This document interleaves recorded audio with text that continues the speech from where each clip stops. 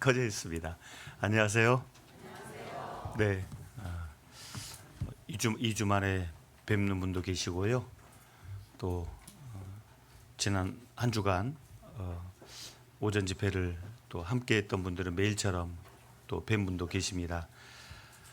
요새 갑자기 교회가 부자된 것 같지 않아요? 돈 말고요. 아이들이 갑자기 많아져서 괜히 막 마음이 막 이렇게 부자된 것처럼 되게 흐뭇하고 좋습니다. 또 아이들이 있어야 될 공간이 필요한데 어쨌든 우리 어른들이 기도 또 해야 될 어떤 기도 제목, 교회적인 어떤 기도 제목으로 보여지고요. 또 우리 나이 많으신 어르신들 계단 올라오는데 엄청 힘들어하십니다. 우리 젊은 분들이 이렇게 볼 때 좀 부축해서 누가 먼저 할 것 없이 좀 도와드리면 좋겠고요. 우리 어르신들을 봐서라도 뭔가 좀 필요한 그런 교회라고 보여지는데 같이 기도했으면 좋겠고요. 또 간만에 귀가 심장 뛰듯이 발딱발딱 뛰었습니다. 이렇게 가까이 이렇게 듣잖아요. 이렇게 찬송을 이렇게 가까이서 들으니까 왼쪽 귀, 오른쪽 귀가 막 따로 놀아요. 왼쪽 귀는 이쪽 파트 하시는 분들이 귀를 막 뛰게 하고 또 이쪽 하신 분들이 또 오른쪽 귀를 뛰게 하고 그래서 막 오른쪽 왼쪽 귀가 막 같이 이렇게 뛰는 그런 귀한 찬양 준비해 주시고 또 해 주셔서 감사합니다. 자, 먼저 기도하겠습니다. 우리를 변함없이 사랑하시는 자비로우신 하나님 아버지, 너무도 감사를 드립니다. 죄악된 세상 가운데 태어나 하나님 없이 죄를 물마신같이 먹고 마시며 살아온 비참한 죄인을 먼저 찾아와 구원해 주셔서 이렇게 소망 가운데 은혜 가운데 살게 하시고 또 하나님의 아들이라는 정말 크고 놀라운 신분을 우리에게 허락해 주시고 또 우리를 아들처럼 양육하시고 인도해 주심에 깊이 감사를 드립니다.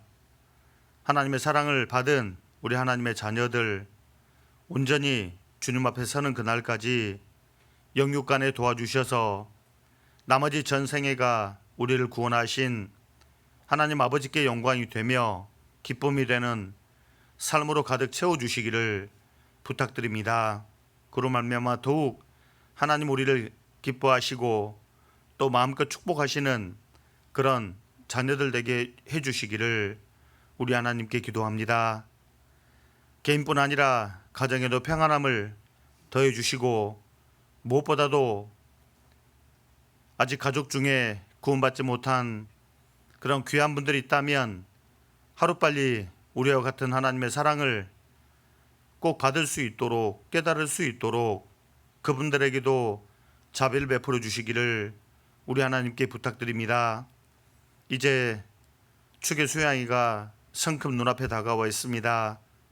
지금까지 늘 그래왔던 것처럼 작은 한 건의 사건, 사고 없이 온전히 하나님의 은혜로 진행이 되어지고 또 마쳐짐으로 하나님께 영광이 돌아가게 하시고 또 아무쪼록 예비하신 귀한 분들이 구원을 받는 것을 전국 모든 교회가 볼 수 있도록 하나님 마음껏 축복해 주시기를 이 시간 마음 담아 기도합니다.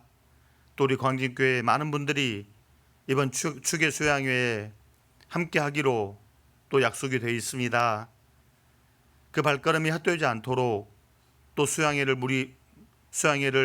무사히 잘 다녀올 수 있도록 필요한 모든 환경과 여건을 우리 하나님께 부탁드립니다.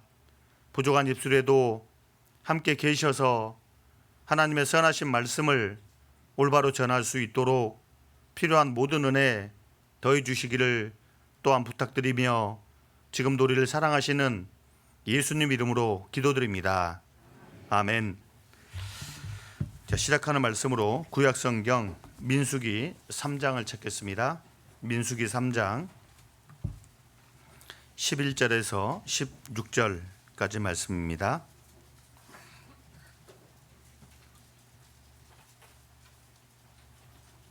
민수기 3장 11절에서 15절, 16절까지입니다.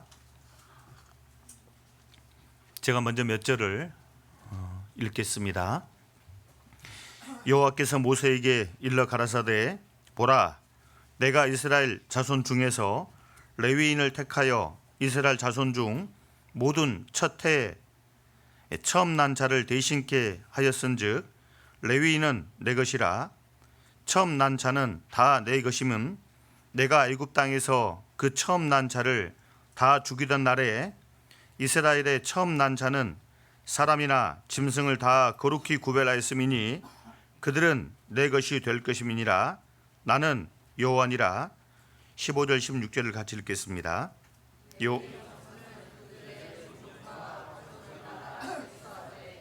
1개월 이상의 남자를 다 계수하라. 모세가 여호와의 말씀을 조차 그 명하신 대로 계수하니라. 기도해 주시고 염려 주신 덕분에 또 무사히 살아 돌아왔습니다. 살아 돌아왔고요. 그리고 지난 5일간 또 오전 시간이 되시는 분들과 함께 또 힘을 다해 복음을 전하고 또 봉사하고 그렇게 했습니다. 복음이라고 하는 것은 어떤 한 사람의 개인의 능력이 달려 있는 것은 결코 아니라고 하는 생각을 시간이 더 지나면 지날수록 많이 경험하게 됩니다. 먼저 구원받은 정말 많은 형제자매님들의 그 간절한 기도가 들어가야 되고 또 수고가 들어가야 하고 희생이 들어갔을 때 그때 비로소 하나님께서 한 영혼을 향해 손을 내미시고 또 죄 가운데서 구원해 주시는 그 놀라운 역사가 나타날 거라고 보여집니다. 오늘 함께 배울 이제 민수기 3장에 기록된 구약 시대의 그 성막, 나중에는 발전해서 성전이 되죠. 우리 시대는 교회로 바뀌어져 있다라고 이해하시면 가장 적당하겠는데, 실제로 이 성막, 하나님의 임재 상징이 있는 그 지성소가 있는 그 성막에서 특별히 봉사할 수 있는 기회를 부여받은 지파가 있죠. 특권을 누렸던 그런 특별한 지파가 있었죠.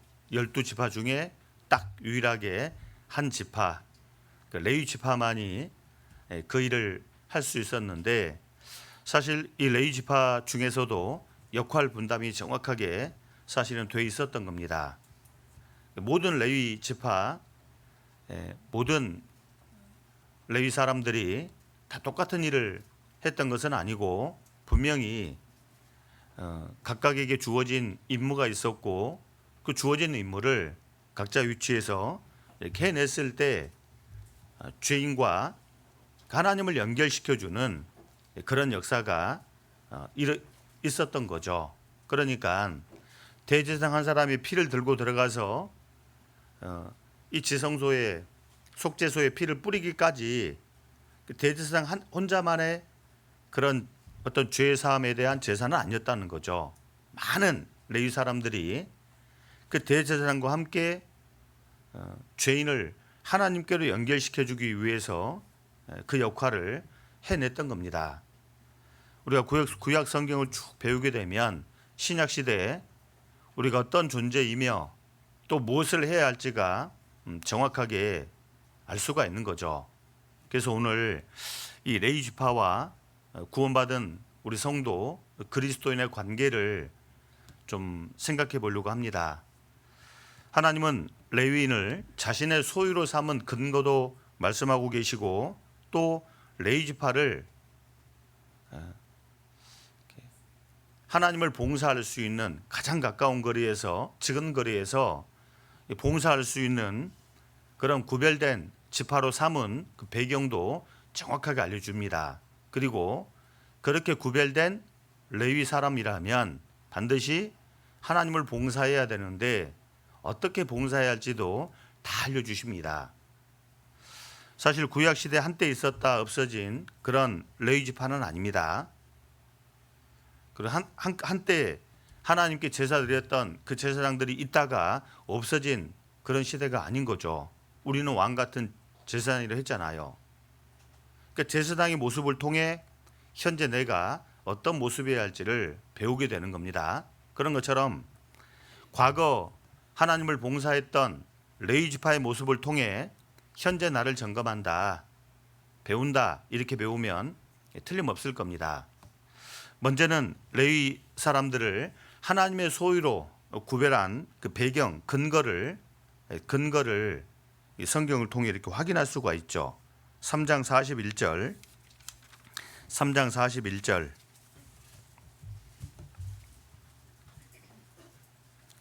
41절을 제가 읽겠습니다.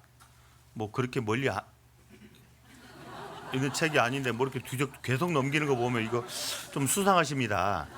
바로 이렇게 한 장 탁 넘기면 나오는 41절일 텐데 여러 장이 넘어가는 분도 계세요. 자, 3장 41절.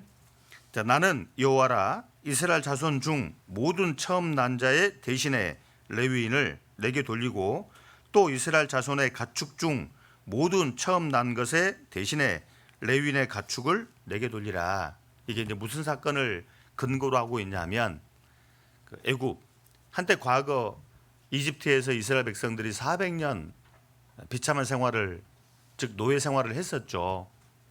그런 애굽 왕에게 묶여서 매여서 종노를 했던 이스라엘 백성들을 하나님이 꺼내 주시는데 10가지 재앙을 다 얻어맞고서야 나가라 풀어주지 않습니까? 그 마지막 재앙이 바로 장자 죽는 재앙, 그리고 짐승 처음 태어난 수컷은 다 죽는 재앙이 선포되었었죠.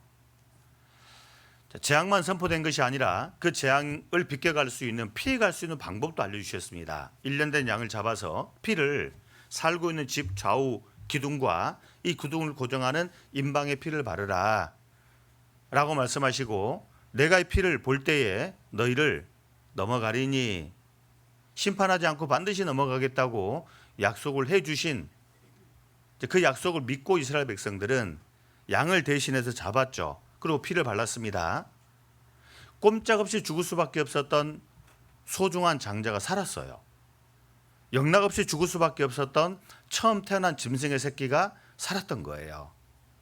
이걸 근거로 해서 그때 너희 죽을 뻔했는데 내가 살려줬다. 그러니까 처음 태어난 네 집안의 장자는 원래 내 것이고 네 집안에 태어난 모든 처음 태어난 것은 다 내 것이다.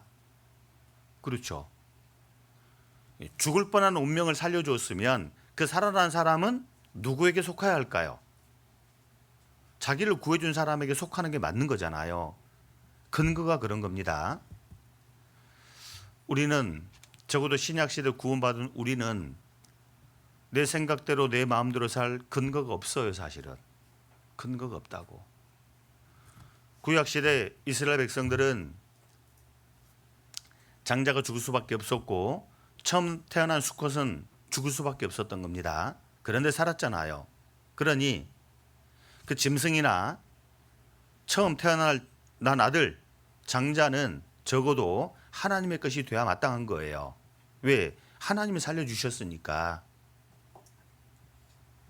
이건 우리 신약시대 성도들에게 정확하게 한 가지 사실을 알려주고 있죠. 너희도 과거 이스라엘 장자처럼 꼼짝없이 죽을 수밖에 없는 운명이었다. 그런데 어린 양 대신은 예수님이 대신 죽으심으로, 피 흘리심으로 너희가 살게 되었으니 이제 너희 것이 아니라 하나님의 것이라 라고 하는 걸 분명하게 말씀해 주고 있죠. 가끔씩 수요 말씀을 들으면 유아 목사님 그런 표현을 즐겨 쓰잖아요. 우린 자신을 위해 살 권리도 없고 죽을 권리도 없다고. 왜 그럴까요? 나는 내게 아니기 때문에 그런 거예요. 마땅히 저주받고 심판받아 지옥 갈 우리를 대신해서 한 마리 양처럼 오신 예수님이 대신 죄값을 치러줌으로 말미암아 우리가 살게 된 거잖아요. 그러니 누가 있어서 자신을 위해 살거나 자신을 위해 죽거나 할 수가 있겠습니까? 그럴 수가 없는 거죠. 너희 몸은 너희가 하나님께로부터 받은 바 너희 가운데 계신 성령의 전인 줄을 알지 못하느냐? 너희는 너희의 것이 아니라. 반드시 신앙생활에 성공하려면, 하나님을 제대로 봉사하려면 이걸 기억하세요. 난 내게 아니라는 거. 더 이상 내 생명 그리고 내게 관계된 모든 것들은 내 것이 아니라는 사실을 하나님은 이스라엘 장자를 대신해서 레위 지파를 내게 돌리라 라고 말씀하셨는데 사람만 집어넣은 게 아니에요. 가축도 넣었잖아요. 가축은 재물이잖아요. 소가 많다라고 하는 것은 그 집안이 부자란 소리잖아요. 양이 많다, 그 사람이 부자란 소리인 거예요. 하나님은 내 자신뿐만 아니라 내게 연결된 모든 것들의 소유권도 주장하고 계십니다. 왜? 그것마저도 하나님의 것이니까, 하나님이 주신 거니까. 너희 처음 익은 열매를 여호와께 드리라. 그리하면 넘치리라. 약속하잖아요. 잠언 3장에. 처음 태어난 수컷도 반드시 죽어야 마땅했던 겁니다. 그런데 살게 됐잖아요. 정말 내게서 소중한 첫 열매와 같은 내 자신 그리고 나와 관계된 모든 것들은 누구 거라고요? 하나님의 거라는 사실을 반드시 기억해야 돼요. 그러니까 아이들이 부르는 동요 같은 찬양도 그러잖아요. 아빠 것도 아니에요. 엄마 것도 아니에요. 그럼 난 누구 거죠? 나의 것은 더욱 아니랍니다. 아이들이 그렇게 노래 부르지 않습니까? 사실인 거예요. 따라해 봅시다. 너희도 그들 중에 있어 예수 그리스도의 것으로 부르심을 입은 자니라. 네, 로마서 1장 6절에 기록되어 있는 말씀이죠. 너희도 그들 중에 있어 예수 그리스도의 것으로 부르심을 입은 자니라. 적어도 내 영혼이 죄로부터 해방이 되었다면, 구원을 받았다면 더 이상 나는 내게 아닌 거예요. 내 마음대로 살 권리가 없어요. 죽을 권리도 없습니다. 근거가 없다 그 말이에요. 온전히 나를 구원하신, 내 영혼을 살게 하신 하나님을 위해 존재한다는 사실을 우리는 반드시 잊으면 안 돼요. 구약시대 레위 지파를 구별한 근거를 통해서 신약시대 우리를 구별한 그 근거가 분명히 있는 겁니다. 한 마리 양의 대신 죽음으로 말미암아 큰 아들 장자와 처음 태어난 짐승의 새끼 수컷이 살게 되었던 것처럼 우리도 어린 양 되시는 예수님의 대신 죽으심으로 피 흘리심을 말미암아 살게 되었으니 나는 내게 아닌 거예요. 이제 하나님의 것이 된 겁니다. 그런데 재미난 건 뭐냐면 왜 하필이면 12개의 지파 중에 레위 지파냐 그 말이에요. 지파가 12개나 있잖아요. 왜 12 중에 딱 레위가 뽑혔냐 그 말이에요. 하나님 대놓고 레위 지파를 내게 돌리라. 레위 지파는 내 것이라. 이렇게 말씀하셨는데 왜 하필이면 장자 루벤도 아니고, 처음에야 좀 그랬지만 유다는 사실 크게 각성한 사람입니다. 진짜 못됐잖아요 유다가요.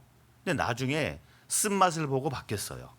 나중에 가서 그 쓴맛이 바로 두 아들이 죽고 나니까 정말 그래서는 안 되는데 자기 며느리랑 잠자리를 가져서 아이가 태어나게 되지 않습니까? 얼마나 기가 막혔겠어요. 아마 그때 유다는 크게 깨우쳤을 겁니다. 아, 내가 죄에 대한 벌을 받고 있구나. 그러고 나서 크게 바뀝니다. 나중에 동생 요셉을 구하러 갔을 때 내가 대신 여기 잡혀 있을 거라고, 대신 요셉을 놔주라고, 그런 기가 막힌 소리를 하잖아요. 그런 유다 지파도 아니고, 그런 유다 지파를 하나님 것 삼지 않고 왜 뜬금없이 레위 지파냐 그 말이에요. 배경이 있었던 거예요. 배경이. 하나님은 12지파 중에 레위 지파를 자신을 가까이 섬길 수 있는, 봉사할 수 있는 그 기회를 레위 지파에게 줄 수밖에 없는 그런 배경이 있었던 거라고요. 그 배경이 바로 출애굽기 32장에 기록됩니다. 가보겠습니다. 출애굽기 32장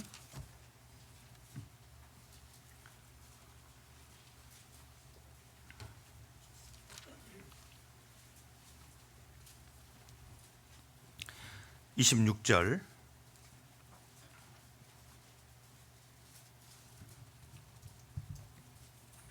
132페이지 출애굽기 32장 26절 제가 읽겠습니다. 이에 모세가 진 문에 서서 가로되 누구든지 여호와의 편에 있는 자는 내게로 나오라 하매 레위 자손이 다 모여 그에게로 오는지라. 모세가 그들에게 이르되 이스라엘 하나님 여호와께서 이같이 말씀하시기를 너희는 각각 허리에 칼을 차고 진 이 문에서 저 문까지 왕래하며 각 사람이 그 형제를, 각 사람이 그 친구를, 각 사람이 그 이웃을 도륙하라 하셨느니라. 자, 28절 29절은 같이 읽겠습니다. 레위 자손이 모세의 말대로 행하매 이 날에 백성 중에 3,000명 가량이 죽임 받은지라. 모세가 이르되 각 사람이 그 아들과 그 형제를 쳤으니 오늘날 여호와께 헌신하게 되었느니라. 그가 오늘날 너희에게 복을 내리시리라. 이 사건 때문에 그래요. 배경이 이 사건 때문에 12지파 중에 레위 지파는 내 것이라. 가장 가까운 거리에서 나를 섬기라. 특별한 기회에 특권을 부여받게 됩니다. 이 사건 우리가 너무 잘 알잖아요. 모세가 하나님의 말씀을 받으러 올라간 사이에 빨리 안 내려오잖아요. 그러니까 이스라엘 백성들이 야, 모세 죽었나 보다, 이제 우리끼리 다시 뭔가를 해보자 해서 금송아지를 만들어 놓고 부어라 마셔라 그러면서 난리가 났잖아요. 춤판을 벌이고.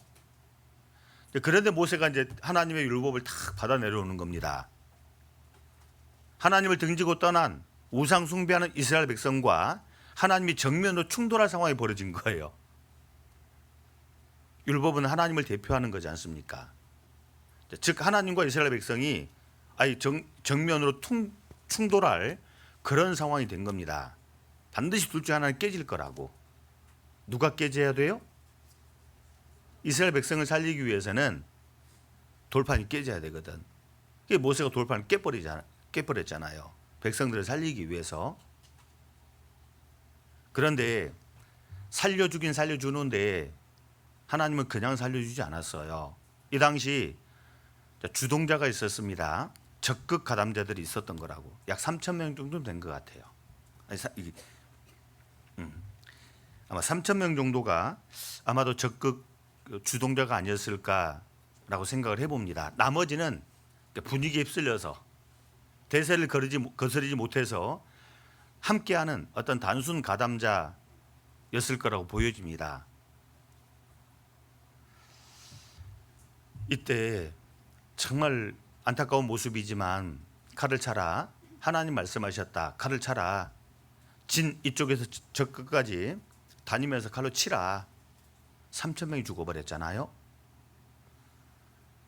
칼로 친 그 대상이 생판 모르는 사람이 아니었잖아요. 잘 알고 있는 형제요, 친구요, 이웃, 그 이웃을 향해 칼을 뽑은 거예요. 왜요? 하나님이 말씀하셨으니까. 정말 하나님의 말씀이라면 자신의 생명을 걸고 헌신할 수 있는 마음을 레위 지파가 가지고 있었던 겁니다. 그래서 하나님은 레위 지파를 자신의 것으로 삼아 주신 거예요. 아무 근거 없이 이유 없이 레위 지파를 가까이에서 섬길 수 있는 그런 기회에 특권을 부여한 것은 아닙니다. 우리는 딱 죽을 뻔한 그런 비참한 죄인이었습니다. 예수님의 대신 죽으심과 피 흘리심으로 죽게 된 영혼이 살게 됐어요. 그러면 내 나머지 전생에는 누구 것이어야 돼요? 당연히 하나님의 것. 진짜 하나님의 것이라면 그 증거가 뭐죠? 정말 마음 아프지만 괴롭지만 고통스럽지만 하나님 말씀하시면 그렇게 살 수 있는 그런 삶을 살아야 할 것을 이렇게 말씀하잖아요. 그걸 헌신이라고 말씀하는 겁니다. 다 떨어진 신발 말고 정말 자신의 감정이나 어떤 인간적인 모든 걸 초월해서 하나님 말씀이라면 그렇게 살 수 있는, 그 사람은 적어도 자기 자신은 자기 게 아닌 거예요. 자신의 감정, 자신의 생각, 이 모든 것도 하나님의 것이라고 하는, 이걸 분명히 하는 사람인 거라고. 우리가 두 번째 이걸 배워야 할 겁니다. 하나님 앞에 정말 가까이 섬길 수 있는 그런 레위 지파 같은 신앙이 되고자 한다면 두 번째 이걸 반드시 기억해야 돼요. 첫 번째는 나는 내게 아니다 라고 하는 거. 두 번째는 하나님 말씀이라면 모든 걸 초월해서 그렇게 하겠다라고 하는 이 마음 자세가 반드시 필요합니다. 사실 우리는 이거 구원받을 때도 그래서 구원받은 거 아니에요. 정말 하나님의 말씀이라고 받고 우리는 구원을 받은 겁니다. 우리 예수님 본 적이 없어요. 이미 2000년이 지났잖아요. 그런데도 우리는 믿고 있잖아요. 구원받을 때 사실 우리는 하나님 말씀을 따라 구원을 받았던 거잖아요. 그러면 그렇게 구원받았다면 구원받고 난 이후도 말씀을 따라 사는 겁니다. 말씀을 따라서. 자칫 인정이 앞서거나 자칫 자신의 감정이 앞서면 하나님을 못 섬깁니다. 구원은 받았어도. 섬길 기회가 안 주어져요. 여러분, 내 감정보다 중요한 게 뭐요? 하나님 말씀이잖아요. 내 모든 것보다 중요한 건 하나님 말씀인 거라고.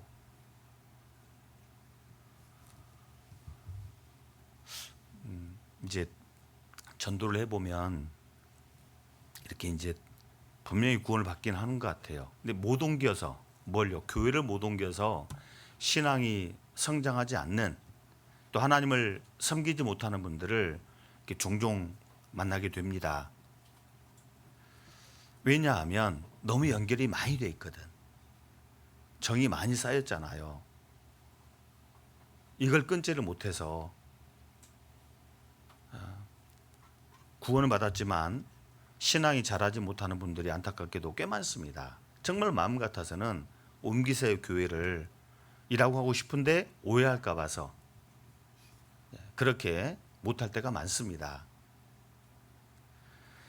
에스겔 16장 4절에 찾지는 마시고 너의 태어난 것을, 너의 난 것을 말하건대 그러면서 이 배꼽줄을 자르지 않았다 그러잖아요. 탯줄을 말하지 않습니까? 생명이 태어나려면, 태어난 생명이 살려면 반드시 필요한 건 끊는 겁니다. 확 자르는 거라고. 아무리 엄마가 소중하고 엄마가 절대적인 거라 하더라도 자신이 하나의 인격체로서 성장하기 위해서는 반드시 잘라야 돼요. 자르기 전까지는 하나였던 거죠. 그런데 세상에 나온 순간부터는 반드시 이게 잘려야 돼요. 이게 잘라지지 않으면 그럼 엄마랑 같이 배꼽줄 연결해놓고 살 거냐고. 이게 둘 다 위험하지 않겠냐고. 이게요. 정말 아프지만 확 자르잖아요. 이게 무슨 쓸모없는 그게 아니잖아요. 배꼽줄이, 탯줄이 쓸모없는 게 아니잖아요. 어머니 뱃속에 10달 있을 때 이 배꼽줄이 얼마나 소중합니까? 배꼽줄이 없으면 아이는 못 먹어요. 자랄 수가 없잖아요. 한때는 10달 동안 그렇게 소중했던 게 배꼽줄입니다. 탯줄인 거라고. 그런데 태어난 아기는 살기 위해서, 자라기 위해서는 반드시 이걸 잘라야 돼요. 잘라야 한다 분명히 말씀하죠. 그리고 잠언 30장 24절 이하에도 보면 땅에 작고도 지혜로운 것 넷이 있나니 그러면서 뭘 말합니까? 도마뱀을 말하잖아요. 도마뱀을. 왕궁에 다니는 도마뱀이니라. 도마뱀이 징그럽게 생겼어요. 그런데 도대체 그 징그러운 도마뱀이 이 왕궁에 있는 것도 기적이고, 또 그런 도마뱀이 어떻게 땅에 작은데 지혜롭다 했을까? 혹시 도마뱀 꼬리 잘라지는 거 본 적 있어요? 직접? 혹시 도마뱀 만나거들랑 한번 해보세요. 괜찮아요. 다시 재생이 돼요. 그 잘라져 죽으면 절대 자르면 안 되지. 그런데 잘라지면 다시 또 재생이 돼 나와요. 신기한 거는. 꼭 이 꼬랑지를 누르고 있으면 일단은 먼저는 가보겠다고, 벗어나 보겠다고 용을 씁니다. 네 발로 다 이렇게 막 이렇게 난리를 치죠. 근데 그때 알아 얘가. 아, 내 힘으로 못 벗어나는구나. 그럼 그때부터는 몸을 좌우로 흔들기 시작합니다. 해봤거든 제가. 속도가 점점 빨라져요. 그러다가 탁 끊어지고 가요. 그래서 이 꼬마 꼬리 남아, 꼬리가 지 가운데 있고 움직이고 있어요. 이렇게 꼬리만 남아가지고. 도마뱀이 꼬리를 자르고 갈 때 이거 잘라도 괜찮아 또 나올 거야. 그 믿고 자릅니까? 이게 한때는 자신에게 너무너무 소중한 꼬리잖아요. 이게 없으면 균형이 안 잡히지 않습니까? 긴 꼬리로 딱 갈 때 균형을 딱 잡아주거든요. 그렇게 소중했던 꼬리지만 내 살기 위해서는 끊는다, 버린다.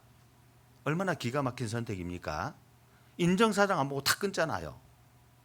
간호사가 배꼽줄을 자를 때 아이고 아까워라 뭐 고민하고 또 고민하고 자릅니까? 인정사정이 콱 잘라버리잖아요. 왜? 그래야 사니까 둘 다. 물이 같은 물이 아니라는 건 너무도 잘 알면서, 그렇죠, 같은 물이 아니에요. 학교가 다 같은 학교가 아니라는 건 잘 알면서, 병원이 다 같은 병원이 아니라는 것은 잘 알면서 왜 교회를 향해서는 그렇게 너그러울까요? 다 교회죠. 다 하나님이 계시죠. 다 하나님이 역사하시죠. 나만 열심히 안 다녀서 지금까지 구원을 못 받다가 이제 말씀 듣고 구원 받았어요. 그러면서 가버린 분들이 꽤 많거든요. 가는 분들이. 뭔가를 모르고 계신 거예요. 정말 생명 있는 교회라면 길게 걸리지가 않아요. 한 사람 영혼을 살리는데 시간이 길게 필요하지 않습니다. 일주일이면 충분해요. 아니 5일도 충분해요. 아니 2박 3일도 충분해요. 올해 주계송양이가 2박 3일이잖아요. 충분하다고 사실은. 죄로 죽은 영혼을 살리는데 2박 3일이면 충분합니다. 그런데 그렇게 수십 년을 교회 다니고도 구원을 못 받았는데 아마 다른 사람 다 받았을 거라고. 나만 열심히 안 해서 그런 거라고. 참 나는 바보예라는 말을 돌려서 어렵게 하는 거더라고 보니까. 대놓고 나는 바보입니다라고 하면 좋을 걸 뭘 그렇게 어렵게 설명하냐고. 그렇잖아요. 다른 사람 다 알고 받았을 건데 나만 안 받았어요. 나만 바보입니다라는 말을 그렇게 어렵게 할 필요가 있겠냐고. 그런 게 아닌 거라고 사실은.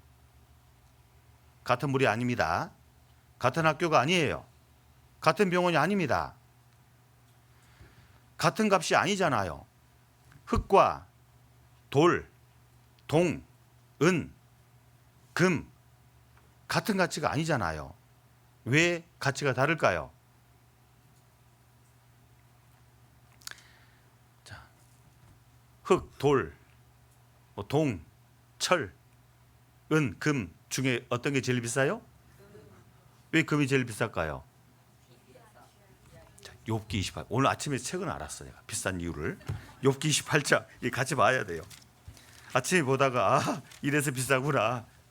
오늘 아침에 새삼 알게 됐는데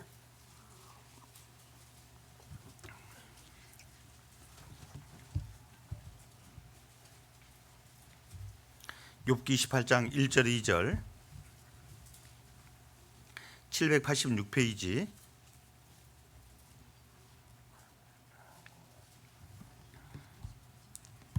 28장 1절 2절을 같이 읽겠습니다. 은은 나는 광이 있고 연단하는 금은 나는 곳이 있으며 철은 흙에서 취하고 동은 돌에서 녹여 얻느니라. 답을 아시겠죠? 모르겠어요?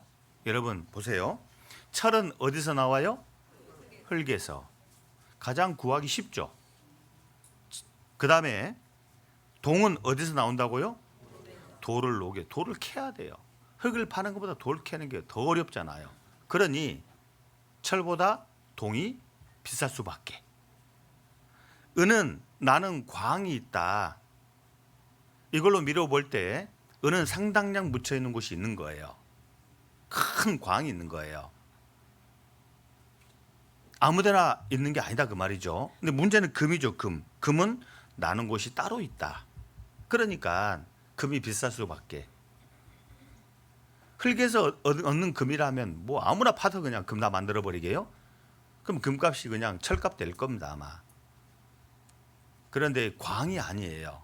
돌도 아니고 광, 거대한 은맥도 아닌 나는 특별한 곳이 있단 말이에요. 금이. 이걸 하나님이 왜 써놨을까요?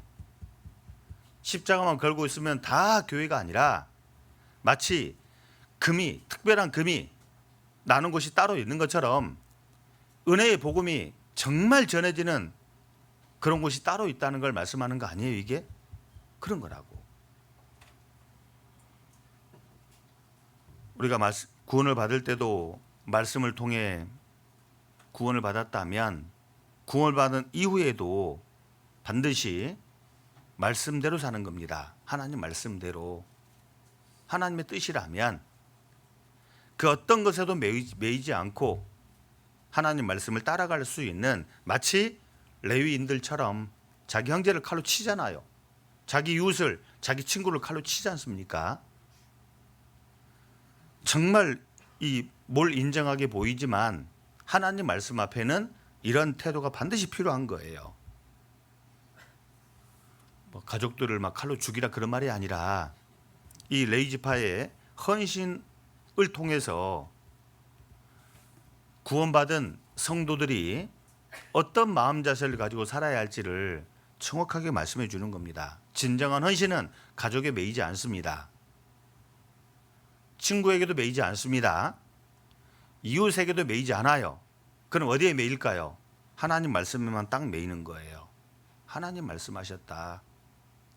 하나님의 뜻이라면 반드시 그렇게 사는, 그 사람은 하나님이 귀하게 보십니다. 가까이 하십니다. 하나님을 봉사할 수 있는 특권을 부여하셔요. 이게 복된 인생인 거예요. 이게 복된 인생이지 뭐가 복된 인생이겠어요, 여러분? 잘 생각해 보세요. 정말 내 같은 죄인이 구원받는 것도 감사한데 이런 내가 거룩하신 하나님을 섬길 수 있다는 건 얼마나 복되냐고요. 근데 아무에게나 하나님을 섬길 수 있는 길을 주진 않아요. 배경을 정확하게 말씀하잖아요. 가족에도 매이지 않고 친구 이웃에도 매이지 않고 오직 하나님 말씀에만 딱 매이는 그 사람을 내가 귀하게 보겠다, 사용하겠다 말씀합니다. 그래서 고린도전서 6장 12절에 모든 것이 내게 가하나 다 유익한 것이 아니요 모든 것이 내게 가하나, 따라해 봅시다. 내가 아무에게든지 제재를 받지 아니하리라. 내가 아무에게도 제재를 받지 않는다. 딱 한 가지만을 향해 제재를 받는 겁니다. 한 가지가 바로 말씀인 거잖아요. 하나님이 그렇게 말씀하셨다. 칼로 치라. 탁 치잖아요. 금이 특별히 나눈 곳이 있는 것처럼 정말 하나님을 가까이에서 섬길 수 있는 그런 특권은 아무에게나 주어지지 않는 것 같아요. 이게 쉽지 않은 겁니다, 사실은. 모든 것에 제재를 받지 않고 딱 하나님의 말씀에만 묶이는, 이게 정말 쉽지 않은 일이에요.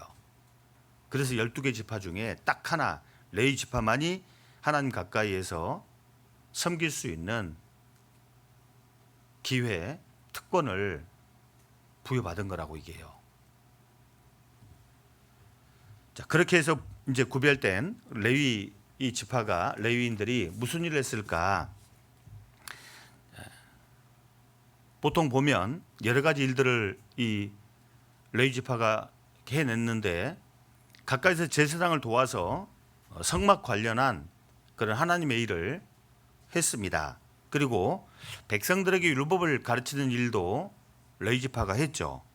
그리고 성전을 건축한 이후에는 더 다양한 일들에 레위 지파가 쓰임을 받습니다. 재판도 하고 사무도 보고 찬송도 하고 문지기도 하고, 정말 하나님 가까이에서 하나님을 봉사하는 그런 다양한 일들을 이 레위 지파가 해냈는데, 레위 지파와 관련된, 봉사자와 관련된 또 중요한 교훈이 또 하나가 있습니다.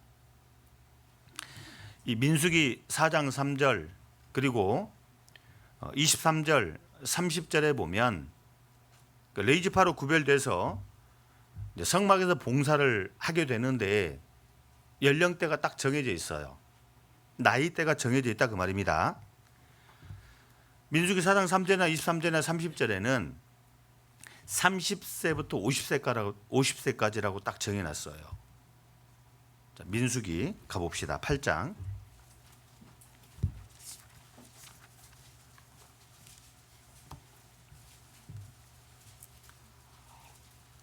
4장 3절과 23절과 30절은 집에 가서 확인하시고 민수기 8장 24절입니다. 사실 확인하라고도 확인 안 하더라고. 보통 일반적으로는. 8장 24절 같이 읽어보겠습니다.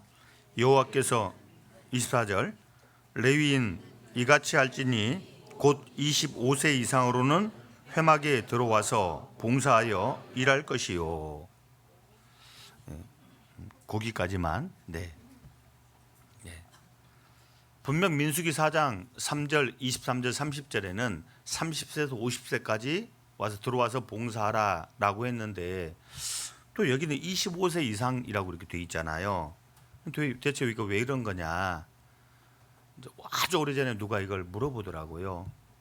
근데 이게 이제 어떤 의미가 있냐면 일반적으로는 30세에서 50세까지가 일할 이제 그 나이대입니다. 연령대입니다. 근데 25세는 뭐냐? 5년은 수습 기간이었던 거예요. 일종의 수습 기간. 신입 사원 딱 그 입사하면 뭐 몇 달 수습 기간 이렇게 있지 않습니까? 그 왜 가질까요?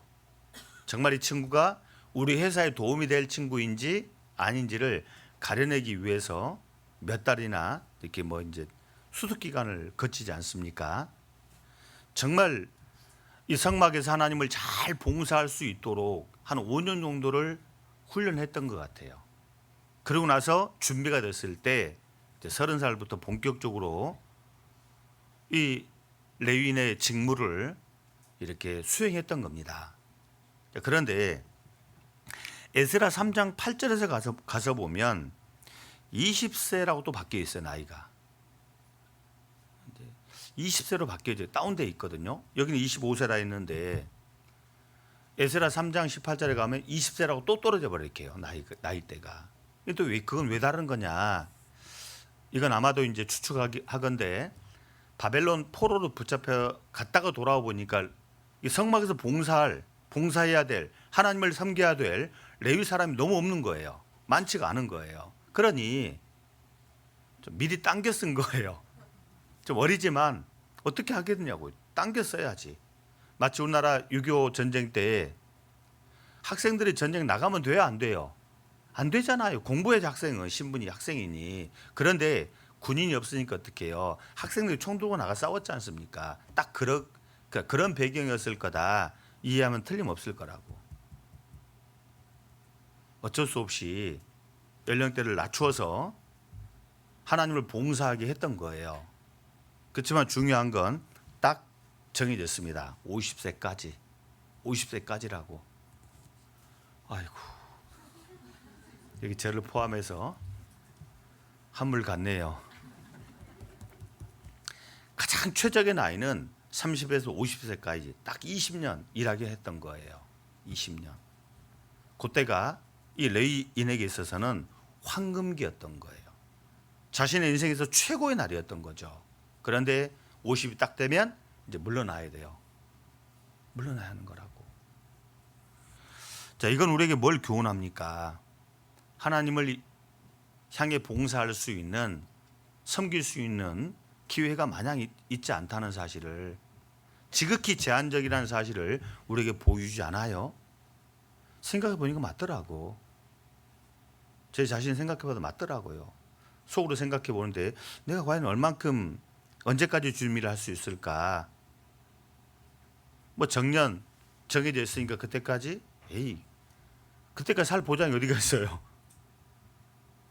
내가 만약에 일찍 사고로 죽는다면 그게 정년이 되는 거잖아요. 우리 각 사람에게 주어진 기회라는 것이 있습니다. 딱 시간이 정해져 있습니다. 30세에서 50세까지 할지라 정해버린 거예요. 우리가 몰라 그렇지 우리 각 사람이 구약 시대로 치자면 레위 사람들인 겁니다. 신약 시대 레위인들이라고 우리가 교회 안에서 하나님을 섬기며 봉사할 수 있는 특별한 기회를 부여받은 특권을 받은 그런 레위 지파인 셈이라고 우리가. 그런데 정말 내가 하나님을 얼만큼 섬길 수 있을까, 봉사할 수 있을까, 마냥 한없이는 아니라는 사실을 기억해야 돼요.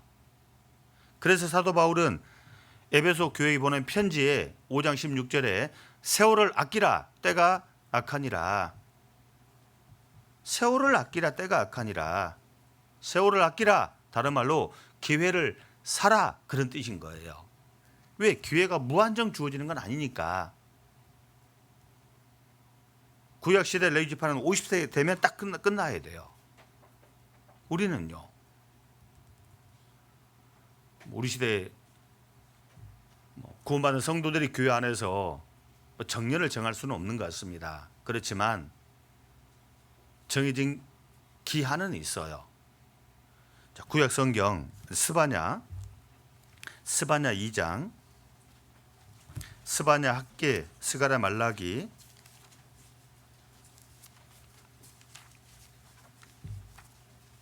스바냐 2장 2절입니다. 2절.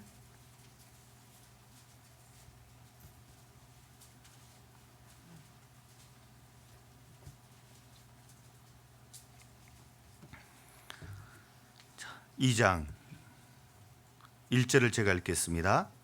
수치를 모르는 백성아 모일지어다 모일지어다. 2절은 같이 읽겠습니다. 명령이 시행되기 전, 광음이 겨같이 날아 지나가기 전, 여호와의 진노가 너희에게 임하기 전, 여호와의 분노의 날이 너희에게 이르기 전에 그리할지어다. 전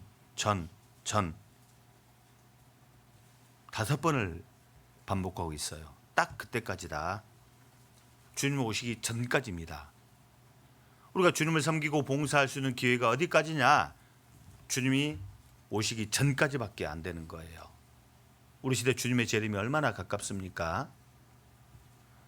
우리 마지막 때 있을 거라 예언한 징조들을 다 보고 있습니다. 너희도 이 모든 일을 보거든 인자 가까이 곧 문 앞에 이른 줄 알라. 다 보고 있잖아요. 주님의 재림이 얼마나 임박했습니까? 딱 주님이 오시기 전까지입니다. 섬길 수 있는 기회가 그 다음 넘어가면 이제 기회가 없어져요. 사라져요. 아무리 레위인이라 하더라도 50을 넘어가 버리면 기회가 사라집니다. 그러니 레위 사람들은 딱 20년 죽기 살기로 일했을 거라고, 진짜 마음을 다해, 힘을 다해, 뜻을 다해 하나님을 봉사했을 거라고, 성막 안에서. 우리도 이걸 배워야 돼요. 정말 내가 주님의 일을 언제까지 할 수 있는 기회가 주어질까? 개인적으로 보면 내가 죽기 전까지죠. 죽기 전까지. 전체적으로 보면 주님이 재림하시기 전까지죠. 개인적으로든 전체적으로든 딱 그때까지인 겁니다. 그때까지. 솔로몬도 이 사실을 정확하게 뒤늦게 알았어요. 그래서 우리에게 충고해 주기를, 너는 청년의 때 곧 곤고한 날이 이르기 전, 나는 아무 낙이 없다고 할 해가 가깝기 전에 너희 창조자를 기억하라. 창조자를 기억하라고. 딱 그렇죠. 그때까지 뿐이에요. 그걸 넘어가 버리면 아무리 하나님을 봉사하고 싶어도 섬기고 싶어도 안 돼요. 이게 안 되게 돼 있는 거라고. 때가 아직 낮음에 우리가 우리를 보내신 자 일을 하여 하리라. 밤이 오리니 그때는 아무도 일할 수 없느니라. 지금은 낮입니다. 시간적으로 낮이 맞아요. 그렇지만 하나님 오시는 인류 역사를 놓고 봐도 지금은 낮입니다. 이제 머지않아 밤이 올 겁니다. 지독스럽게 캄캄한 밤이 올 겁니다. 그때는 아무도 구원받을 수 없습니다. 적어도 구원 안 받은 사람에게 있어 하나님의 일은 구원받는 겁니다. 예수님을 통해 믿고 죄 용서받고 구원받는 것이 하나님을 섬기는 최선인 거죠. 이제 이미 구원을 받은 우리는 정말 밤이 오기 전에, 주님이 재림하기 전에 자신의 전 존재를 걸고 하나님을 섬기는 것이 최선 아니겠냐고. 오시면 그때는 이제 다 사라지는 건데, 세월을 아끼라. 때가 악하니라. 우린 정말 최고 좋은 그런 시간을 우리가 지금 살고 있는 거잖아요. 최고 좋은 시간을 살고 있는 거라고. 이 시간 함부로 죽인다거나 헛되게 해서는 안 될 겁니다. 12지파 중에 특별히 이스라엘 지파를 가까이 섬길 수 있는 기회를 주셨다는 것은 대단한 기회요, 특권임에 분명해요. 우리 시대 80억 인구 중에 내가 구원받았다는 것도 굉장한 사건에 속하고, 그런 내가 하나님을 섬길 수 있다는 것도 이건 어마어마한 기회인 겁니다. 감사한 일인 거죠. 자, 그렇게 해서 부름받은 이 레위 지파 사람들은 정말 열심히 20년을 봉사했을 거라고 보여지는데, 어떤 자세로 봉사를 신약 시대에 마치 레위인 같은 우리가 해야 할까, 몇 가지를 좀 생각해 보려고 합니다. 사실 이 하나님을 봉사하는 것은 특별한 몇 사람만의 일은 아닙니다. 구원받은 모든 사람들의 공통에 주어진 일인 거죠. 적어도 구원을 받았다면. 그래서 항상 교회당 옆에 보면 이런 글귀가 탁 새겨져 있잖아요. 우리 전국교회 어딜 가도. 시편 116편 12절, 여호와께서 내게 주신 모든 은혜를 내가 못으로 보답할고, 못으로 보답할고. 이건 구원받은 모든 성도들의 같은 마음일 거라고 보여집니다. 딱 구원을 받으면 이 마음이 신기하게도 그냥 생겨요. 이렇게 누가 시켜서가 아니라, 배워서가 아니라, 희한한 건 구원받으면 하나님이 좋아요. 하나님이 좋아요. 하나님을 섬기고 싶은 마음이 생겨요. 그래서 구원받고 나면 예외 없이 누구나 이 마음이 생기고, 그 마음을 따라 신앙이 성장하는 만큼 교회 안에서 일이 주어지는 거죠. 오랜 시간 준비해서 하나님을 봉사하는 것은 아닌 것 같습니다. 정말 그 사람의 어떤 인격이나 어떤 그 사람의 준비 상태에 따라서 금세 쓰임받는 분도 계시고, 구원받은 지 꽤 됐음에도 불구하고 여전히 쓰임받지 못하는 분도 계세요. 중요한 건 누구나 구원받은 모든 성도들은 신약시대 레위인이며 하나님을 봉사할 수 있는 기회가 주어졌으니 뭐라도 해야 한다. 베드로의 장모는 열병으로 알아 누웠습니다. 예수님이 탁 고쳐줬어요. 고침 받자마자 바로 일어나서 예수님을 봉사하자, 섬기잖아요. 일어나자마자. 우리 꼭 자매님들 같은 모습이잖아요. 막 감기 몸살로 일주일 앓고 누웠는데 딱 감기 떨어지자마자 바로 일어나서 남편 아이를 위해서 밥을 해야 되잖아요. 마치 그처럼 베드로의 장모는 병에서 노임 받자마자 예수님을 바로 봉사했습니다. 내가 정말 하나님의 사랑을, 우리 예수님의 사랑을 받았다면 뭘 하고 있을까? 무엇으로 보답할고? 이 마음은 구원받은 모든 성도들의 같은 마음이에요. 같은 마음이라고. 만에 하나 내 마음 속에 이런 마음이 없다면 위험하십니다. 그럴 수가 없어요, 사실은. 그럴 수가 없거든. 두 번째는 봉사가 맡겨지면 은혜요, 기회임을 반드시 기억하십시오. 누가복음 1장입니다.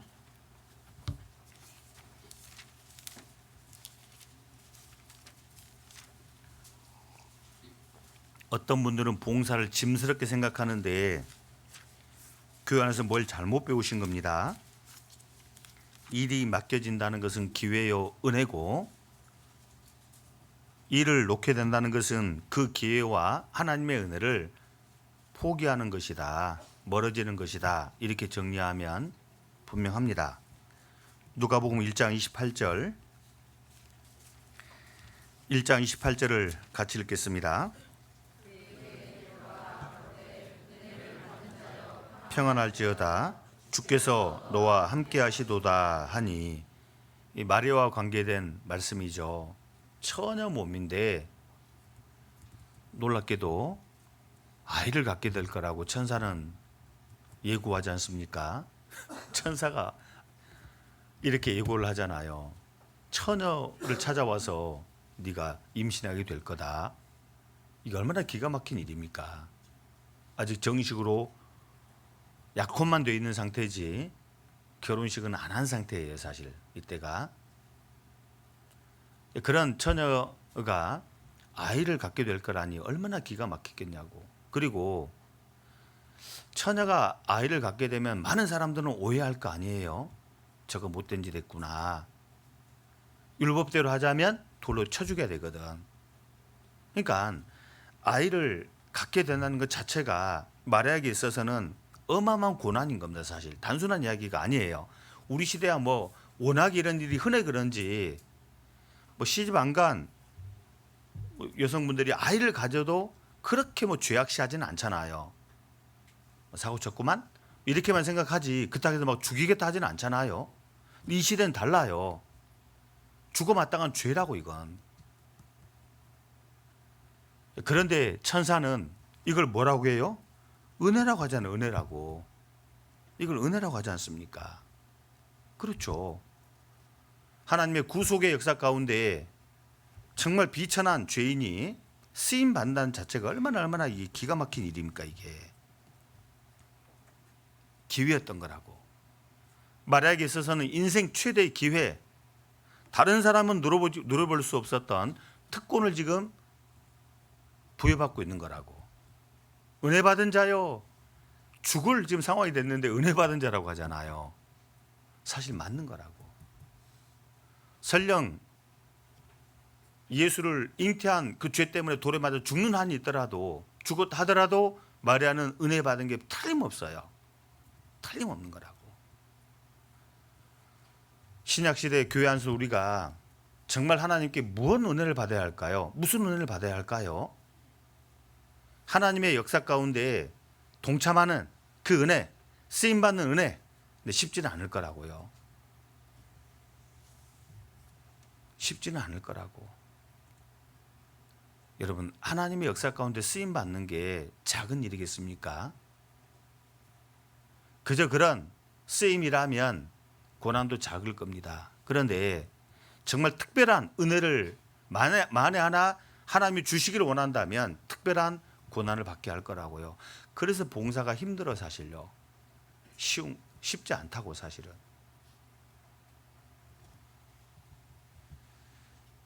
가끔씩 교회 안에서 이런저런 봉사가 주어짐으로 말미암아 불평할 때가 있습니다. 나밖에 없냐고. 다른 형제자매들 많은데 왜 나는 이것도 해야 되고 저것도 해야 되고 나만 이렇게 바쁜 거냐고 불평스러울 때가 있습니다. 과거 제가 그랬거든요. 나만 구원받은 사람인가? 왜 나만 이렇게 바빠야 되지? 불평스럽더라고. 이게 나중에 이제 알았잖아요. 이건 기회다. 특권이다. 라고 하는 사실을 나중에 알았잖아요. 마음을 탁 바꾸니까 좋더라고. 신나더라고요. 딴 사람 못하는데 내가 하고 있으니까. 잘하고 못하고 이게 중요한 게 아니라 그 일을 하고 있으니까 너무 좋더라고요. 일이 버거워서가 아닙니다. 봉사가 무거워서가 아닙니다. 지금 자신이 어떤 기회를, 어떤 은혜를 하나님 앞에 누리고 있는지를 모르니까 이게 불평스러운 거라고 사실은.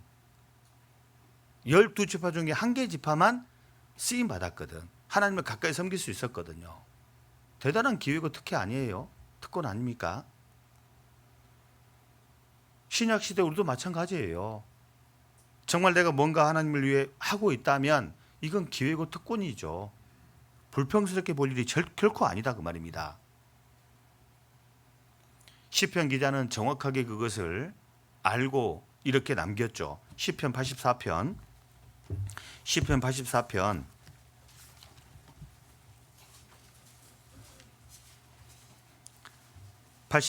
10절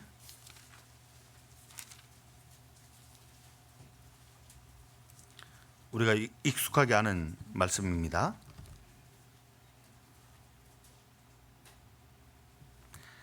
자, 10절을 같이 읽겠습니다. 주의 궁정에서 한 날이 다른 곳에서 첫날보다 나은즉 악인의 장막의 거함보다 내 하나님 문지기로 있는 것이 좋사오니. 자신의 고백을 통해 어떤 마음이 하나님 앞에 정상인지 그렇지 않은지를 딱 보여주지 않습니까?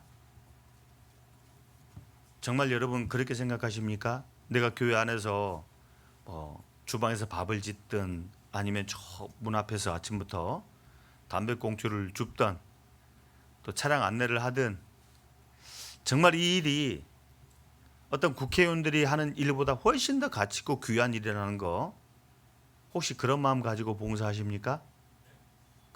그래요. 감사합니다. 그러셔야 하는 거라고. 사실이니까. 비교 자체가 되겠냐고. 비교 자체가 안 돼요, 이게. 세상 거 아무리 끌고 와도 우리 교회 안에 가장 작게 보여지는 작은 것이 없기도 하지만 당연히 없지만 우리 눈에 볼 때 작게 보이는 그것하고 비교해도 훨씬 커요. 이게 교회 안에 있는 것이 훨씬 커요. 대한민국을 이끄는 대통령보다는 이 교회 안에 문지기가 훨씬 귀하단 말이에요. 밥 짓는 일이 훨씬 귀하고 주차 안내하는 게 훨씬 더 가치 있고 귀하다. 왜요? 세상 일은 세상과 관계되어 있거든. 근데 교회 일은 하나님과 연결되어 있으니 이게 뭐 가치로 따지면 따질 수가 없는 거죠. 비교할 수가 없는 거죠. 우리 봉사할 때 반드시 이 마음을 잃으면 안 돼요. 잃어버리면 안 돼요. 오늘 아침에 일찍부터 보니까 갈비 싣고 수원 서수원교회 가시더라고. 학습이 제가 돼 있어서 작년에는 차 끌고 왔다가 새벽 대바라가 전화를 받았잖아요. 목사님 차 어디가 있어요? 교회차 싣고 가야 돼. 제가 차를 끌고 와버렸거든. 그래서 어제는 내가 놓고 갔잖아요. 틀림없이 그럴 것 같다. 아니나 다를까 아침에 걸어왔더니 차에다 잔뜩 실어놨더라고. 밖에 막 터질라 그래요. 형제자매 여러분이 같이 타고 이렇게 이제 아침에 출발하는데 잘 다녀오시라고. 여러분 이게 작은 일일까요? 대한민국이 1년 아니 10년 100년 외국에 수출하는 그 모든 그것보다 이게 훨씬 더 가치 있는 일인 거라고 사실은 알고 보면. 근데 우리는 사실 그렇게 생각 안 하거든. 정말 내가 지금 하고 있는 일이 남들은 할 수 없는, 남들은 누릴 수 없는 기회요, 특권이라는 사실을 우리는 잊고 살거든 사실요. 그러니 마음이 불평스럽죠. 이걸 되찾으면 절대 불평스럽지가 않아요. 누구보다도 가장 고생을 많이 한 분은 사도 바울입니다. 다른 사도들도 경험하지 못한, 걸어보지 못한 고난의 길을 바울 사도는 쭉 걸었지 않습니까? 그리고 하는 말이 나 된 것은 하나님의 은혜로 된 것이니 내게 주신 그의 은혜가 헛되지 아니하여 내가 모든 사도보다 더 많이 수고하였으나 내가 아니요 오직 나와 함께 하신 하나님의 은혜로라. 은혜라고 탁 밝히잖아요. 고린도전서 15장 10절에 고생 많이 한 걸 자랑하고 있잖아요. 은혜라고 표현하고 있잖아요. 천사가 나타난 마리아에게 은혜 받은 자요, 은혜를 받은 자요. 우리 형제자매님들, 하나님이 내게 주신 은혜가 무엇인지를 정확하게 아는 게 좋을 것 같아요. 저는요. 물질적으로 받는 것도 은혜겠죠. 그렇지만 그건 작은 겁니다. 사실 작은 거라고. 건강한 거, 그것도 작은 거예요. 진짜 큰 것은 내 같은 죄인이 구원을 받고 하나님을 봉사할 수 있는, 섬길 수 있는 기회가 주어졌다는 거. 이게 특혜요, 특권이요, 은혜라고 하는 사실을 반드시 잊지 않았으면 좋겠어요. 사실이니까. 사실입니다. 그렇게 다른 사람은 맛보지 못한, 누리지 못한 기회와 특혜와 특권을 하나님이 주셨다면 어떤 마음으로 해야 할까요? 정답은 죽기 살기로. 그걸 성경은 충성이라는 단어를 썼어요. 충성이라고. 사람이 마땅히 우리를 그리스도의 일꾼이요 하나님의 비밀을 맡은 자로 여길지어다. 그리고 맡은 자들을 구할 것은 충성이니라. 충성이니라. 최선을 다하는 겁니다. 끝까지 다하는 겁니다. 중간에 하다 그만둘 것 같으면 처음부터 하지 마세요. 별로 안 좋습니다. 우리가 세상에서 성공하기 위해서 끝장을 보지 않습니까? 끝판을 보잖아요. 잠깐 이따 떠나갈 세상을 향해서도 우리는 뭔가 얻기 위해서 끝장을 보려고 합니다. 그런데 정말 하나님의 일을 우리가 함에 있어서 하다 그만둔다고요? 그런 게 성경에 어디가 있어요? 한때는 하나님의 역사 가운데 뛰어들었다가 그만 중단됐습니다. 그렇지만 다시 회복하고 끝까지 가잖아요. 베드로도 한때는 넘어졌습니다. 그렇지만 아예 두려움진 않았어요. 다시 회복하고 끝까지 가잖아요. 끝장을 보잖아요. 정말 내게 주신 이것이 기회요, 특혜요, 특권이 분명하다면 충성하는 게 맞아요. 충성하는 게 맞는 거라고. 책임감을 가지고 끝까지 하는 겁니다. 우리가 교회 안에서 어떤 눈에 보이는 두드러진 일을 하라는 게 아니에요. 어떤 위치에 있든지 충성하면 하나님은 그를 귀하게 보십니다. 마태복음 25장에 달란트 비유가 나옵니다. 5달란트 맡겼습니다. 하나님 찾았죠. 5달란트를. 2달란트를 맡겼습니다. 2달란트를 다시 찾았어요. 1달란트 부여받은 사람은요, 아무것도 하지 않았잖아요. 얼마나 야단을 크게 맞습니까? 많이 남기라고 한 적이 없어요. 가진 자산 가지고 충성하면 딱 그만큼 남게 돼 있습니다. 원래 5달란트 받았으니 당연히 최선을 다하면 충성하면 5개 남죠. 2개 가지고 있으니 받아 주셨고 받아 가지고 있으니 충성하면 2개 남는 게 당연한 거예요.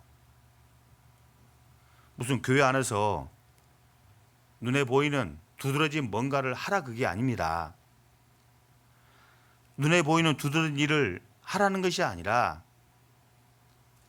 맡겨주신 일을 얼만큼 충성했는지 생각하라 그 말이에요. 이게요. 달란트 비유가 그걸 말하고 있거든.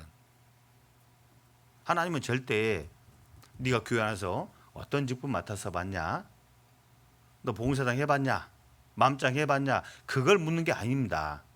그걸 묻겠다가 아니라 얼마나 어떤 위치에서 그 일을 충성되게 했느냐, 그걸 하나님은 보겠다 그 말이에요. 달란트 비유가 뭘 했냐가 아니라 어떤 일을 어떤 마음 자세를 가지고 했느냐, 이걸 하나님은 보겠다고 말씀하세요. 우리 교회 안에서 내게 주어진 하나님의 일이 어떠하든지 충성만 하면 되는 겁니다. 하나님은 그렇게 평가하거든. 근데 눈에 볼 때는 제가 제일 일 많이 하는 것처럼 보일 겁니다. 아마 그렇게 안 보이세요? 봐주셔야 돼요. 그래야 설명이 가능하니까. 눈에 볼 때는 이렇게 보일 줄 몰라요. 그렇지만 제가 스스로 봐도 그래요. 우리 주차 안내하는 분들이 훨씬 더 제가 볼 땐 존경스럽습니다. 실제로 저보다 훨 낫거든 사실. 정말 마음을 담아서 하고 계시잖아요. 보면 아침에 보면 저 땡볕에 서가지고 파라솔 하나 쳐봤지만 저게 무슨 큰 도움 되겠습니까? 교회 학교 교사분들, 우리 찬양대 형제자매님들 정말 그 마음 가지고 하나님 주신 이 마음 가지고 최선을 다해 봅시다. 그러면 하나님은 그것을 높이 평가해 주실 거예요. 그리고 하나님을 봉사할 땐 내 것 가지고 하는 게 아닙니다. 하나님의 것을 가지고 봉사를 해야지 끝까지 가요. 왜 중간에 하다가 그만둘까요? 왜 포기할까요? 왜 넘어질까요? 자, 누구 때문이라고 말하는 건 정답이 아닙니다. 만약 그런 식이면 저는 벌써 넘어져도 12번 더 넘어졌어요. 저라고 솔직히 20년 목회 생활하면서 좋은 날만 있었겠어요? 비단길 꽃길만 걸어왔을 것 같습니까? 아닙니다. 훨씬 더 캄캄한 길을 많이 걸었어요. 사실은 오죽했으면 그럴 깜냥도 안 되지만 아들들이 전도인 만약에 이렇게 된다면 난 다시 생각해봐라 라고 말하고 싶어요. 지금도 솔직한 마음이거든요. 그럴 주제도 못 되지만 오해하지 마세요. 진짜 마음이 그래요. 근데 여전히 교회 안에 남아있잖아요. 여전히 일하고 있잖아요. 없어서가 아니에요. 베드로 사도는 분명하게 말씀합니다. 4장 1절에 만일 누가 말하려면 하나님의 말씀을 하는 것 같이 하고, 제가 가끔씩 야단 섞인 비슷한 말씀을 표현할 때가 있어요. 제가 잘났고 여러분 못났다 그런 뜻이 아니라 적어도 이 자리에 서 있을 때는 하나님 말씀을 하는 것처럼 해야죠. 왜? 하나님을 대신해서 전하라는 직분을 주셨으니까 하나님을 대신해서 가르쳐 드리고 때로는 책망도 하고 그렇게 할 수밖에 없어요. 왜? 그렇게 하라 했으니까.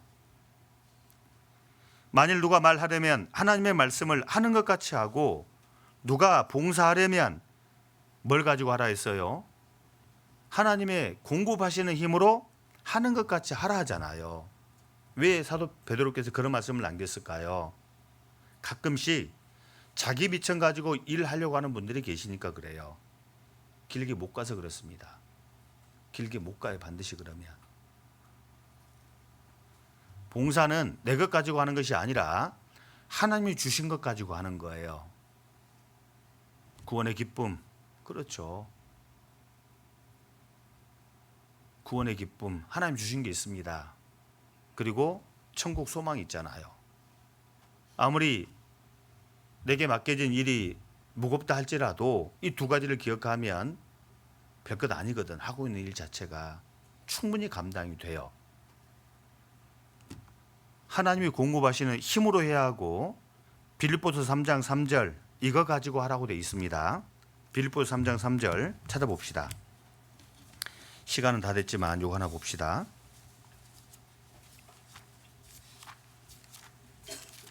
빌립보서 3장 3절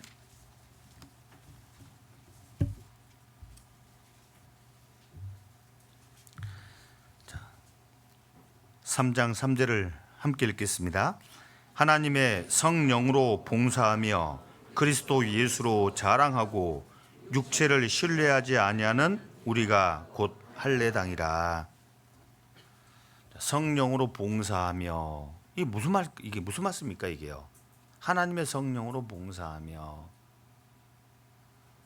막 이제 신령한 그런 걸 말하는 게 아니라 하나님의 말씀으로 봉사하며 이렇게 읽으면 금방 이해가 될 거라고.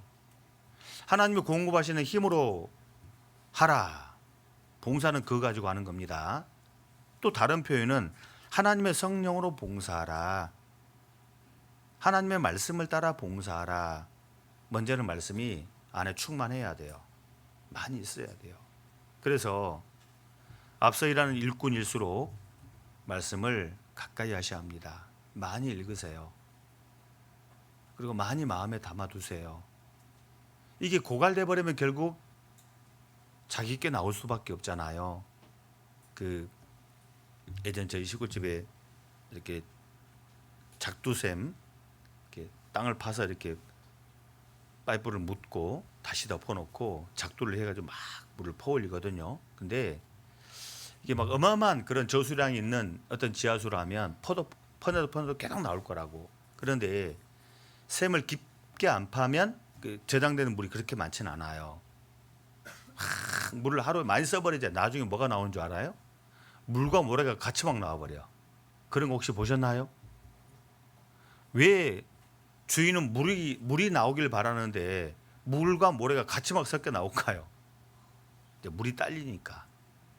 물이 없으니까 결국 그 안에 있는 모래가 같이 막 나오는 거잖아요. 이게 딱 그런 거라고. 하나님 말씀이 고갈돼 버리면 별로 없으면 결국은 내 속에 있는 게 묻어 나오지 않겠냐는 거죠. 자기 생각, 자기 방법, 자기라는 게 묻어 나와요. 그럼 하나님 이게 받을 수 있겠냐는 거지 이게. 앞에서 봉사하시는 모든 분들 정말 말씀을 마음에 가득 담아두세요. 그러면 일이 없어요. 문제가 안 돼요. 이게 없으니까 결국 자기가 나오는 거라고. 100%잖아요 이건요. 그리고 레위 지파 사람들은 서로가 서로를 시기하지 않았습니다. 서로가 서로를 또 연합했어요 사실. 그러니까 서로가 서로 하는 일을 인정하고 또 서로가 서로가 하는 일에 대해서 서로 도움을 주거니 받거니 그런 관계가 이 레위 지파였던 거죠. 그런 것처럼 교회 안에 다양한 일들이 일어나고 있습니다. 가끔씩 자기가 속한 어떤 그런 봉사가 최고다. 이게 더 우선이지. 이게 더 급하지. 라는 마음이 앞서게 되면 어떤 일이 벌어지냐면 이 충돌이 일어나게 돼 있어요. 충돌이 일어나게 돼 있어요. 그러니까 항상 좀 양보할 수 있는 그런 마음 자세를 가져주면 좋을 것 같아요. 우리 부서도 급하지만 다른 타 부서를 위해서, 유익을 위해서 양보할 수 있다, 내줄 수 있다라고 하는 그런 마음 자세가 되게 요구됩니다. 레위 지파는 각각 하는 일이 역할 분담이 나눠져 있었고 그것들이 서로 충돌하지 않았던 거예요. 자, 생각해 보니까 왜 12지파 중에 하나님은 레위 지파를 성막에서 봉사할 수 있는 그런 일꾼으로 삼아서 주었을까? 이름마다 다 뜻이 있는 거 아시죠? 레위 의미가 뭐예요? 레위 지파가 어떤 의미가 있는 이름이죠? 따라해 봅시다. 연합함. 그래요. 창세기 39장 34절에 레위를 놓고 연합하리로다. 연합함. 나눠주 그렇게 해석이 되어 있어요. 연합이에요. 아시겠죠? 왜 12지파 중에 레위 지파를 가장 가까이서 하나님을 섬길 수 있는 기회를 주셨는지 이유를 아시겠죠? 연합할 줄 아는, 내 옆에 있는 다른 형제자매랑 연합할 줄 아는, 다른 부서와 연합할 줄 아는, 이것이 신약시대 레위인인 겁니다. 자기만 아는, 자기 부서만 아는 신약시대 레위인으로서 부족한 거죠. 연합입니다. 연합하기 위해서는 서로가 서로를 봐주고 인정하고 또는 양보도 하고 이럴 때 가능한 거잖아요. 연합인 겁니다. 그리고 마지막으로는 정말 이것이 하나님을 섬기는 일이고 또 하나님을 섬김으로 말미암아 하나님의 상급을 약속하셨다. 이것도 기억하시면서 봉사를 했으면 좋겠습니다. 요한계시록 22장 12절에 보라 내가 속히 오리니 내가 줄 상이 내게 있어 각 사람에게 그의 일한 대로 갚아주리라. 각 사람에게. 단체상은 없다라고 확신 있게 말씀드리기 어렵겠지만 어쨌든 자, 각 사람이 분명히 받을 상급이 있어요. 다를 겁니다. 내가 하는 모든 일에는 상급이 남아있다는 거, 이걸 기억하면서 봉사하신다면 그 봉사가 꼭 그렇게 힘든 일만은 아닐 거라고 보여집니다. 세상 일은 결국 지나면 솔로몬의 간증처럼 헛될 겁니다.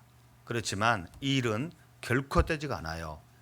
그러므로 내 사랑하는 형제들아 경고하며 흔들지 말며 주의 일에 더욱 힘쓰는 자들이 되라. 왜 그렇게 말씀하시죠? 이는 너희 수고가 주 안에서 헛되지 않은 줄 알아요? 그렇죠. 헛되지 않은 줄을 안다고 바울 사도는 말하죠. 바울 사도는 정확히 알고 있었던 거예요. 그렇게 고생스럽게 복음을 전하고 교회를 세우기 위해 애썼던 이 모든 일들이 물거품 안 된다라고 하는 걸 정확하게 알고 있었던 거죠. 왜요? 자신이 믿고 섬기는 하나님 어떤 존재인지를 정확하게 바울은 알잖아요. 우리가 하나님이라는 분을 어떻게 생각하는가에 따라서 내가 하고 있는 일이 헛될 수도 있고 그렇지 않을 수도 있다. 하나님은 사람이 아니시잖아요. 냉수 한 그릇도 기억하신다고 말씀하시는데 적어도 우리가 하는 일은 냉수 한 그릇과는 비교가 안 되는 일을 하고 있습니다. 당연히 내가 하는 모든 일에 상급이 따라오고 있어요. 상급이 따르고 있는 거라고. 지금 당장 눈에 보이지 않아 그렇지 반드시 때가 되면 이것이 가시화 될 겁니다. 내 눈앞에 보란 듯이 펼쳐져 있을 거라고요. 그때가 얼마나 좋을까요? 정말 한 영혼이 구원받기 위해 기도하고 뭔가 수고하며 애쓴 그 모든 것들이 상구로 내 눈앞에 놓여 있는 걸 볼 때 얼마나 좋겠어요. 우리가 주님의 나라에 들어갈 때까지 신약 시대 레위인들 우리 각 사람이라는 사실을 반드시 기억하고 왜 나를 하나님의 것으로 구별했는지 그 근거도 좀 마음에 담아두시고, 그리고 배경도 담아두시고, 정말 그렇게 해서 하나님의 것으로 부름받은 신약시대 레위인 내 자신이 하나님을 어떤 식으로 봉사해야 할지 몇 가지를 말씀드렸는데, 이걸 좀 정리해 두시고 좀 일하시면 되게 좋겠습니다. 꼭 좀 그렇게 함께 살았으면 좋겠습니다. 네, 기도하고 마치겠습니다. 하나님 아버지, 너무도 감사드립니다. 이렇게 죄악 가득한 세상에 태어나서 하나님 없이 어둠 가운데에서 죄를 물마신같이 먹고 마시며 살아온 비참한 죄인인 저희를 위해 예수님 보내주시고, 예수님 우리를 대신해 피 흘려 죽으심으로 우리의 모든 죄값을 대신 갚아주시고, 이제는 죄 없다, 의롭다 말씀해 주시고, 또 우리를 거룩하신 하나님의 아들 삼아 주신 이 모든 은혜를 우리가 무엇으로 다 보답할 수 있겠습니까? 다 보답할 수는 없어도 숨이 남아있는 만큼은 적어도 그 정도는 우리가 하나님의 사랑을 잊지 않고 기억하고 또 최선을 다해 조금씩이나마 보답하는 그런 삶을 살아갈 수 있도록 우리를 하나님 도와주시길 원합니다. 각 사람의 마음을 살펴주시고 또 가정을 살펴주셔서 우리의 모든 삶이 하나님께 영광이 돌아가는 복된 삶으로 가득 채워주시고 또 이끌어주시기를 부탁드리며, 지금도 우리를 사랑하시는 예수님 이름으로 기도드립니다. 아멘.